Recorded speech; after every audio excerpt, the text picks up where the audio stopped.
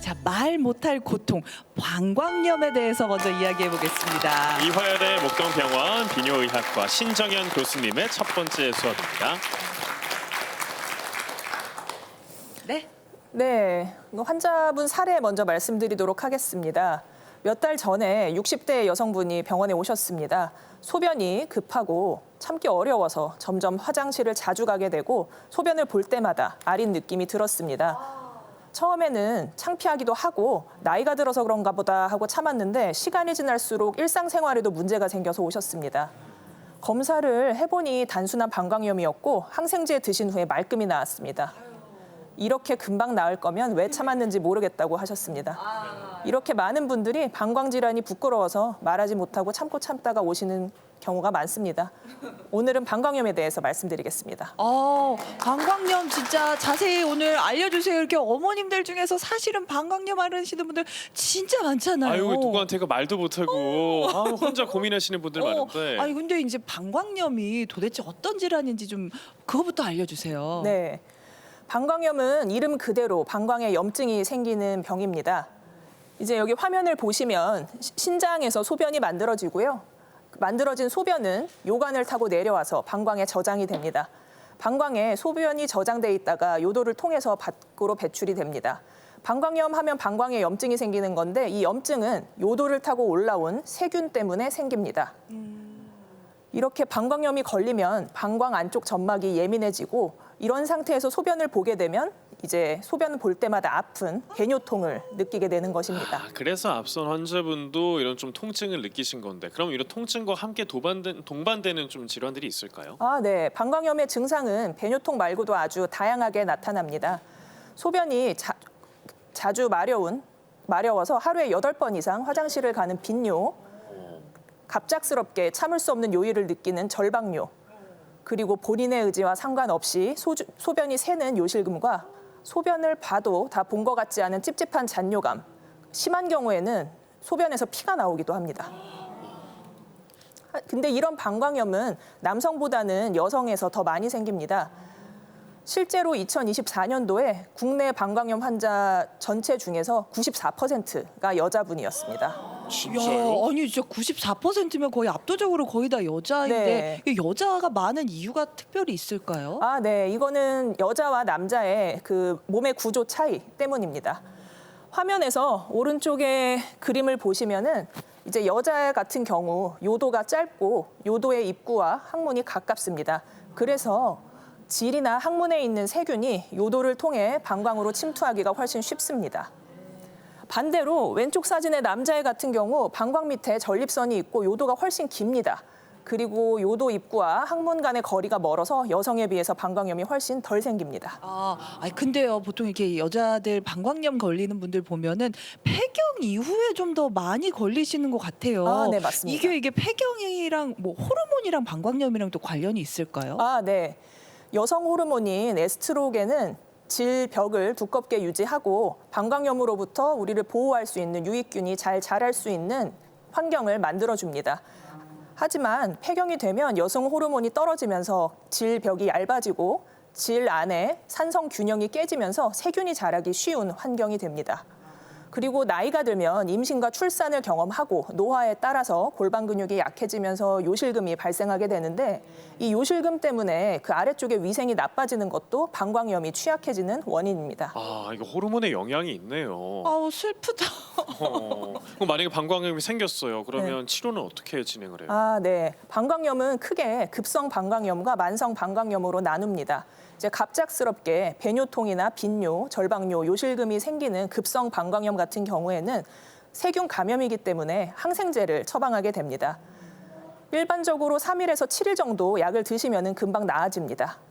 근데 이러한 급성 방광염이 6개월에 2번 혹은 1년에 3번 이상 반복되면 만성 방광염 혹은 재발성 방광염이라고 진단을 할 수가 있습니다.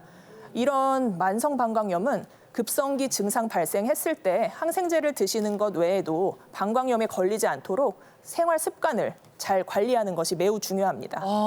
방광염도 뭐 이렇게 생활 습관이나 이런 걸로 예방을 할 수가 있는 거예요? 네, 예방할 수 있습니다. 오. 방광염은 증상이 생겼을 때는 항생제를 복용해야 하지만 기본적으로 생활 습관을 개선하는 것만으로도 충분히 예방할 수 있습니다.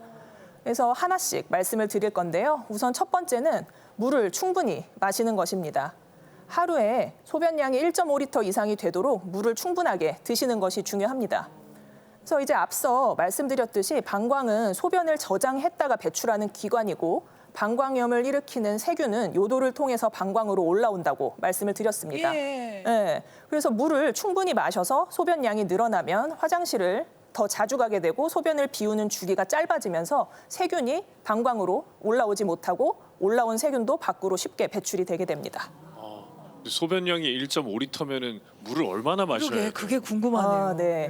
그 사실 정확하게 몇 리터의 물을 마시면 된다라고 말씀을 드릴 수 있으면 좋지만 사실 환자분별로 그 드시는 음식이 좀 다릅니다. 이제 구국이나 과일을 많이 드시는 분들은 그 안에도 수분기가 많기 때문에 이제 정확히 얼마라고 찝어 말씀드리기는 어렵습니다. 그렇다면 이것을 어떻게 할 수 있냐면은 본인의 소변색으로 점검하실 수가 있습니다. 색깔이요? 네. 오. 그래서 사진을 보시면 가장 왼쪽처럼 투명하게 거의 물처럼 나오는 거는 수분 섭취가 상당히 많은 편인 것입니다. 네, 두 번째 가운데 있는 사진처럼 약간 노란빛을 맑은 노란빛을 띠면은 이건 수분 섭취가 충분하다는 뜻입니다. 하지만 이보다 점점 더 색이 짙어진다면은 이게 수분 섭취량이 부족한 것이기 때문에 좀 늘릴 필요가 있습니다. 요거 색깔 뭐 본인이 아실 거예요. 평소 색이랑 좀 진하다 였다는 네. 본인이 아실 거니까 판단하시면 되겠네요. 네. 예. 그리고 두 번째 생활습관 관리로는 변비 관리가 있습니다. 아까 여성이 방광염에 취약한 이유가 요도와 항문간의 거리가 가깝기 때문이라고 했는데요. 이 변비가 있으면은 항문을 포함해서 장에 대변이 오랫동안 차 있게 되고 여기서 장내 세균이 쉽게 자라나면 이 늘어난 세균들이 요도로 쉽게 침범할 수가 있습니다. 그렇기 때문에 평소에 변비가 있으시다면 변비 관리를 신경 쓰시는 것이 좋습니다. 야, 변비도 방광염이랑 관련이 있네요. 네, 그리고 요즘 이제 비데를 사용하시는 분들이 많습니다. 근데 이 대부분 비데들은 이제 뒤에서 앞쪽으로 물을 쏘게 됩니다.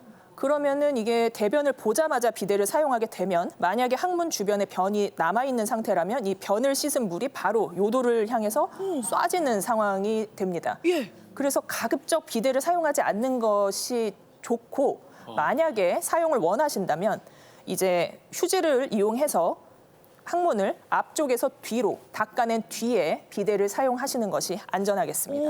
아니 진짜 청결 때문에 위생 때문에 비데를 사용했는데 오히려 이것 때문에 방광염에 안 좋을 수 있다는 게 좀 충격적인데요. 난 없으면 안 되는데. 네. 남자잖아. 남자는 괜찮습니다. 그래서 아내는 비데를 안 쓰더라고요. 네. 그리고 이제 세 번째는 방광염에 자주 걸리면 그 아래쪽이 좀 더러워서 그런가 청결하지 않아서 그런가라고 해서 질 세정제를 많이 사용하시는 경우가 있습니다. 예.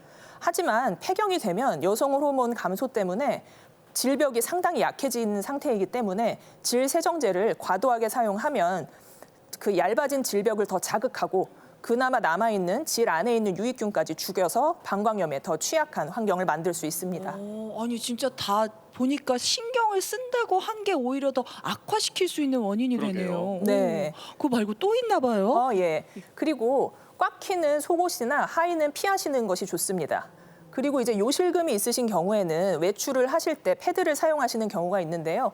꽉 끼는 옷이나 요실금, 그런 기저귀 같은 패드, 이거는 회음부를 습하게 만들어서 아래쪽 위생 관리에 좋지 않은 영향을 끼칩니다. 그래서 부득이하게 요실금 때문에 패드 사용량이 많으시다면은 비뇨의학과에 방문해서 요실금 치료를 받으시는 것을 추천드립니다.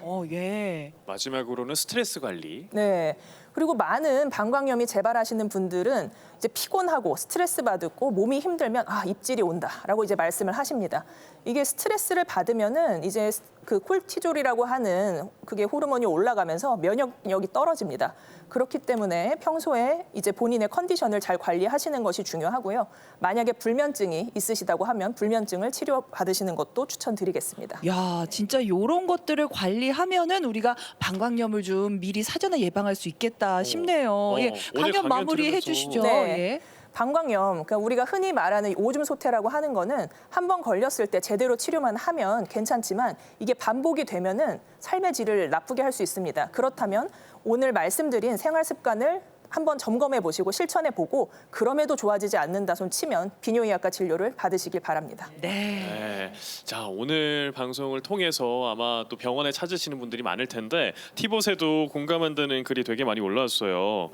하얀님께서는 저도 몇 개월 전에 급성 방광염으로 고생했는데 부끄러워서 참다가 갔는데 진작 갈 걸 그랬어요. 네. 저처럼 부끄럽다 생각해서 병원 늦게 가지 마세요라는 그런 글을 또 남겨주셨고요. 네. 교수님 목소리가 힘이 있어서 듣기 좋으시다고. 감사합니다. 네, 물 자주 마시고 예방해서 방광염 안 걸리도록 하겠습니다. 예, 진짜 라고 교수님이 하셨네요. 이렇게 하세요 하니까는 진짜 그렇게 해야 될 것 같은 게 귀에 쏙쏙 들어왔어요. 맞아요. 그리고 질문도 하나 있습니다.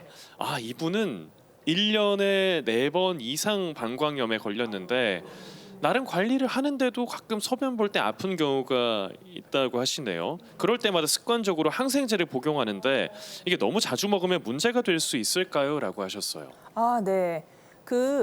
급성 방광염이 아닌 이제 만성 방광염 환자분들 중에서 조금만 이제 피로해도 임상 증상처럼 좀 불편감이 나타나면 그때마다 이제 항생제를 드시는 분들이 계십니다. 하지만 원칙적으로 항생제는 세균을 죽이는 것이기 때문에 실제로 균 배양 검사에서 균이 나오지 않는 이상 항생제를 드시지 않는 것을 일단 추천을 드립니다. 이제 보통 이런 증상이 나타나시면 좀 쉬시고 물을 많이 들어보신 다음에도 증상이 좋아지지 않으면 항생제를 드셔야 되고 만약에 이런 증상이 생겼다 손 치면 빨리 병원에 오셔서 소변 검사를 하신 후에 약을 처방 받으시는 것을 추천드리겠습니다. 네, 진짜 우리 어머니들 이 오줌 소태라고 하잖아요. 이것 때문에 고민하시는 분들 정말 많았는데 말을 하고 병원 가서 당당하게 치료 받으시면 금방 나을 수 있는 거 맞죠? 네, 맞습니다. 네, 알겠습니다. 첫 번째 강연이었습니다. 교수님 잘 들었습니다. 네.